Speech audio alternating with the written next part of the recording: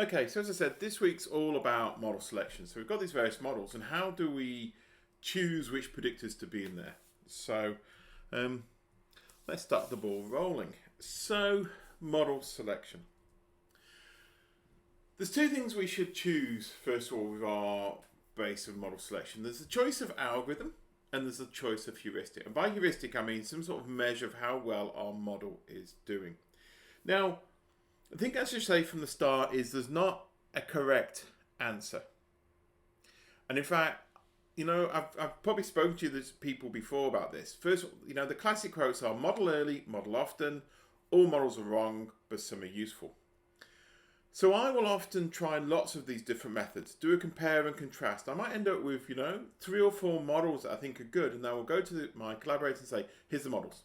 I'm going to have a chat about, you know, the balance between how easy are they to explain, how good are they at prediction, you know, how hard are they to interpret. So please don't get heads up and think there's a correct answer. There's a reasonable answer. There's a good answer. Okay? So first of all, the algorithm. The 3 we're going to talk about today are the forward, the backwards, and the forwards, the backwards, and the step. So the forwards. The forwards, we start with the null model. The null model basically just has an intercept. And then we've got a whole load of terms, predictors we want to do. So what we do is we go, let's one by one include them and see what the p-value is for including that term. So you can either do a ANOVA if you want to do it that way, or you can actually look at when you have the model in. And then what you do is you say, what's the smallest p-value for including that term? If it's less than the threshold, fine. You add the term to the model, and then you keep adding the other ones.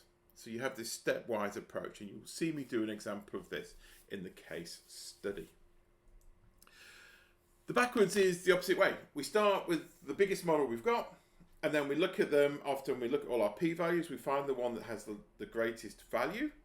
And if that's greater than 0.05, remove it, do the model again. And we keep going. So all we're doing is we're looking at each one and say, is the p-value greater than 0.05? Get rid of it. And we take the largest one. The key gotcha is you have to refit the model once you move a term because p-values change. So what you do is you look at all your terms, you go, okay, this one's no good, get rid of it. And then you go, right, now once I've got rid of it, let's refit the model, look at it. Oh, any of the p-values, again, not significant, do it that way. The one with the stepwise is you sort of step forwards and backwards. So you do a forward by having a very easy get in. So you sort of go, oh, we'll let you in if you have about 0.2, 0.15. Once all in, you look at all the ones you've got in so far and say, can I get rid of one? So we're doing this step backwards and forwards. And you might say, well, why do you bother? Why not just do forwards or backwards?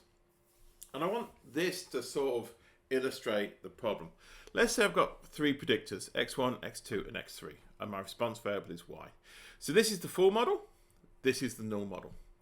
And if you think about it, if I'm doing, let's start with forwards. Forwards, I will say, well, which of the predictors should I include? I could go x1, x2, x3. So I can make a step to any of these models.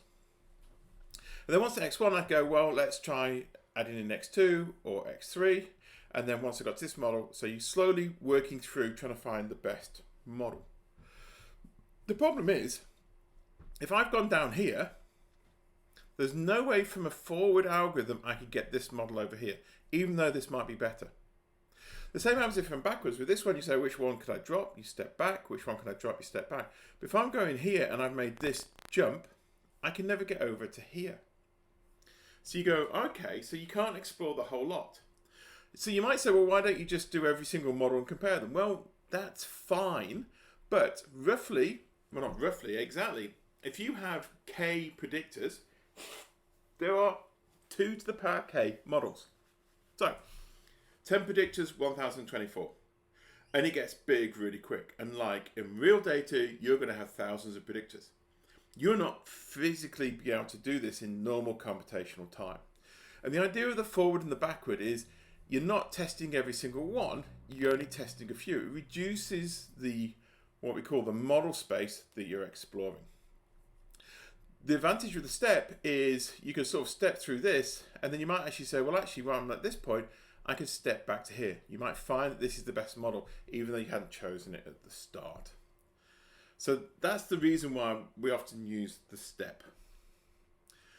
You do have to remember right back when we talked about the principal marginality when we were looking at factors, the standard one is if there's an interaction term in the model, all the lower terms, interactions and main effects that are part of that interaction term should be kept in the model. There's a weaker version of this that says if I have a polynomial term, all the polynomial terms less than that should also be in the model. Okay. So there's our heuristic. Now we're going to, there's our algorithms. Next time we're going to look at measures or heuristics of how good our model is. See you next time.